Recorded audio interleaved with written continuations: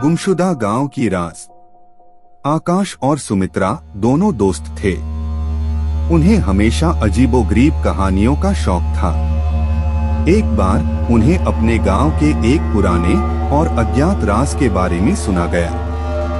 गांव के पुराने शख्साल हर किसी को वहां के किसी कोने में एक गुप्त गुफा के बारे में सुनाया करते थे।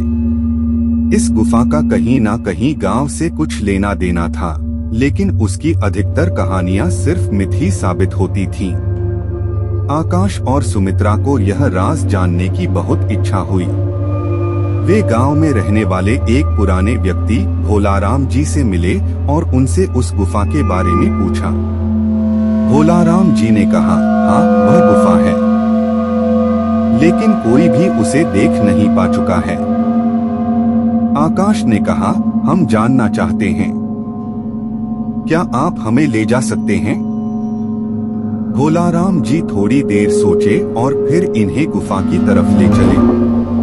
जब वे गुफा पहुंचे तो वे देखा कि गुफा का मुख्य द्वार अदृश्य था। उन्होंने एक छोटी सी छिड़काव खोजी और देखा कि गुफा का असली द्वार उनके सामने है। जैसे ही वे गुफा में प्रवेश किए, वे एक अजीब सी अंधकार में चले गए।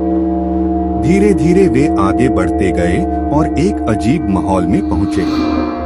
वे गुफा में एक अनोखे प्रकाश के द्वार पर पहुंचे, जिसे खोलने के लिए एक पासवर्ड की जरूरत थी। सुमित्रा ने एक आवाज सुनी, कौन है? आकाश और सुमित्रा डरकर दोनों देख गए, पर कोई नहीं था। आकाश ने धीरे से कहा, शायद यह सिर्फ हमारी भ्रांति हो।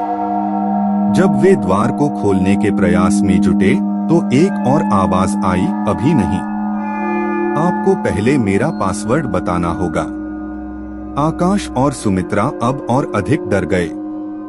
वे सोचने लगे कि क्या करें, और तभी उन्हें याद आया कि भोलाराम जी ने कुछ पासवर्ड के बारे में कहा था। सुमित्रा ने खुशी से कहा, याद आया, भोलाराम जी ने कुछ कहा था, गांव की असली धड़कन। जैसे ही वे यह पासवर्ड बोले, द्वार खुल गया। वे गुफा के अंदर प्रवेश करने के बाद उन्होंने देखा कि गुफा में एक अजीब और रहस्यमय जगह है। वे वहां से कुछ अजीब आवाजें और अजीब से प्रकाश के प्रकट होने की खबर सुनी।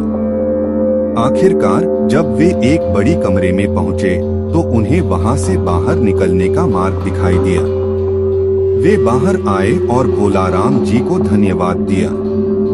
गांव में वापस आकर उन्होंने सभी को उनके अनुभव की कहानी सुनाई और उन्हें समझ में आया कि कैसे अजीब और रहस्यमय चीजें हमारे जीवन में उत्सुकता और चर्चा की भावना को जागती हैं।